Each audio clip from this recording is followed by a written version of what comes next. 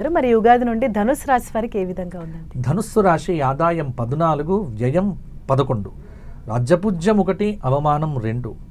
ధనుస్సు రాశి వారికి ఈ సంవత్సరము అర్ధాష్టమ శని ఒకవైపు, కొంత గురుబలం అనేటువంటిది ఒకవైపు వెరసి ఈ సంవత్సరము యోగవంతంగా ఉంటుంది, మరియు కొన్ని చోట్ల అసౌకర్యంగా కూడా ఉండే అవకాశం ఉంది. ముఖ్యంగా ఈ సంవత్సరం శత్రువుల పీడ తగ్గిపోతుంది. విద్యార్థులకు శ్రమ చేత మంచి మార్కులు వస్తాయి. సమాజంలో గుర్తింపు పొందుతారు.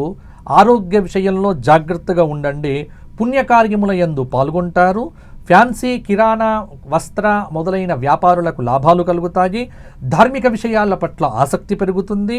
ఆరోగ్య విషయంలో జూన్, జూలై, ఆగస్టు, సెప్టెంబర్లలో జాగ్రత్తగా ఉంటే సరిపోతుంది. ఆదాయం బాగుంటుంది. పనులు జయప్రదంగా సాగుతాయి. నూతన కార్యక్రమాలకు శ్రీకారం చుడతారు.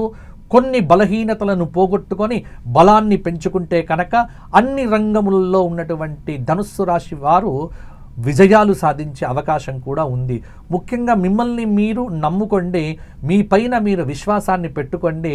ఆత్మవిశ్వాసంతో అవలీలగా అవరోధాలను అధిగమించి మీరు విజయాలను కూడా పొందే ఆస్కారం ఈ సంవత్సరం ధనుస్సు రాశి వారికి అధికంగా ఉంది. డ్రైవింగ్ చేసేటప్పుడు మితిమీరిన వేగం మీకు ప్రమాదకరము. జాగ్రత్తగా ఉండండి. కొత్త వాహనాలు కొనకండి. ఉన్న వాహనాలనే మితంగా వాడుకోండి. తద్వారా మీకు బాగుంటుంది. ఇంట్లో వారు ఆనందంగా ఉంటారు. ధనుస్సు రాశి వారు జాగ్రత్తగా ఈ సంవత్సరం కనుక ఉండగలిగితే అన్ని రకాలుగా యోగంగా ఉంటుంది. ధనుస్సు రాశి వారు దత్తాత్రేయ ఆరాధన, దత్తాత్రేయ క్షేత్ర దర్శనము, గోపూజ చేయటము, గోక్షేత్రంలో గోవులకు ఏదైనా తినిపించడం లాంటి పరిహారములు చెయ్యగలిగితే బాగుంటుంది.